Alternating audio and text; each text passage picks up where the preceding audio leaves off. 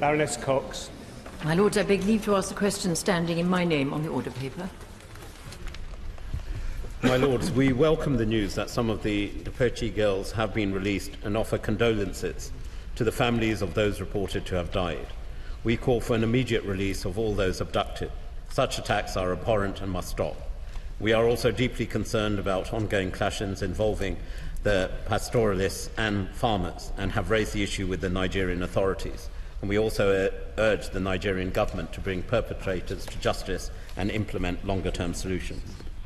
And Lord, may I thank the Noble Lord the Minister for his reply. May I ask if he's aware that last time I was in Nigeria, I visited 4 Christian villages in Plateau State, which had been attacked by the Fulani herdsmen. I stood in the house where they'd murdered the pastor.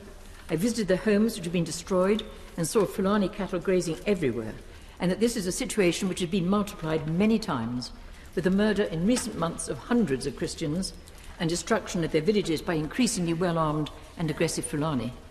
Now, I therefore ask the Noble Lord the Minister if Her Majesty's Government will make rather stronger representations to the Government of Nigeria to fulfil its obligations to ensure protection of all its citizens, and especially with the recent developments with the Christians who are being deliberately targeted.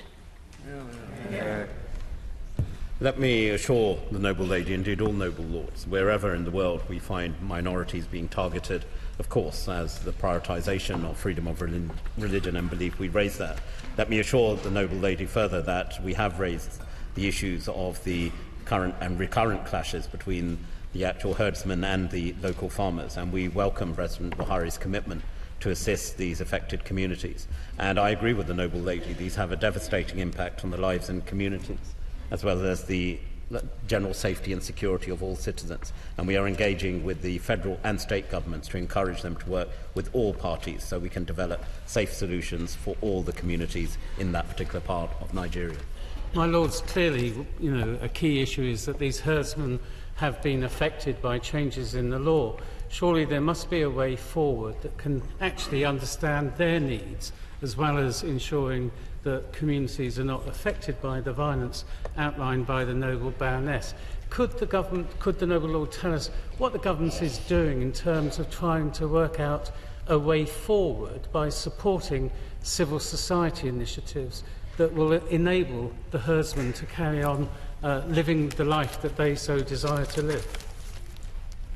Of course, the role of civil society is important, but if you look at the conflict in Nigeria, we estimate over 20,000 people have been killed, over 17 million have been affected, and the current crisis is not just one of religion. In some parts, the herdsmen are Christians and the farmers are also Muslims, but it's one of the likes of Boko Haram, particularly in the northern part of the country, who've been driving down and controlling larger, which has actually driven the herdsmen into territories where previously they weren't actually occupying. So it's more complex than those that sometimes paint it as a simple or a particular issue. Not a simple issue, I correct myself, a particular issue between two faiths. It's not, it's far deeper, and of course Boko Haram are driving these herdsmen south. Hamatsu Alamin, the founder of the Madarugai Alamin Foundation for Peace, claims that members of Boko Haram are ready to drop their weapons, but government stakeholders benefiting from the insurgency are deliberately prolonging the terrorism. Mrs. Alamin says illiterate, hapless and hopeless boys drawn from communities by Boko Haram's leader, Abubakar Ziko, perpetrate violence while others benefit. Thousands have been arrested in Maiduguri and disappeared.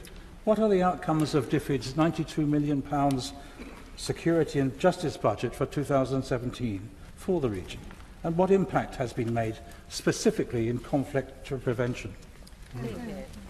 Well, as the noble lord will be aware, much of the support that DFID presents, because of the challenges within Nigeria, have been spent on important issues such as sanitation, on food provision, on issues of providing safety and security to children going to school. The issue he raises about Boko Haram and putting down arms, let's be clear, the ideology that drives the likes of Boko Haram is a perverse ideology. They are not there for peacemakers, they are there to break the peace, and indeed the recent the group that we've seen, the Islamic State of West Africa, whilst have different tactics, are also inspired by the same ideology. The important thing is that we have seen the Nigerian government take some steps against these. We do so that they deal with them in a punitive way, but do so also where they can in bringing these actual criminals to justice. My Lord, is it not the position that our fellow Commonwealth country, Nigeria, which is one of the world's largest nations, is facing, confronting enemies of pure, undiluted evil? And is it not possible to think beyond representations to ways in which, through either training and technical assistance, or indeed even direct military assistance, either under the aegis of the Commonwealth or directly, we can begin to tackle what is really a very straightforward situation of, as I say, undiluted evil, which must be overcome and resisted? Well, certainly the Commonwealth is a force for good in actually looking at tackling some of these issues. As my noble friend will be aware, the United Kingdom, along with Australia, funded the Countering Violence Extremism Unit within the Commonwealth, and it's areas such as those in building, training and support to the Nigerian authorities that we are working on and will continue working on in building their capacity to deal with such issues. My Lords, when the Noble Lord the Minister next meets his Nigerian counterparts, will he address two of the causes of the growth of the Fulani militias and Boko Haram, and ask him why, in defiance of their own Nigerian constitution and Article 18 obligations, Sharia law has been imposed now in 12 states, providing impunity during the displacement of hundreds of thousands of people, for abductions, for land seizures, murders and violence like the shooting in the mouth for the female choir singer, and how the Nigerian government will address the fertile breeding ground for recruiting sergeants like the kleptomania of corrupt leaders that has led the Nigerian Economic and Financial Crimes Unit to estimate that some $360 billion has been stolen, while in the impoverished north, where these groups have been growing, some 70% of the children there never even go to school.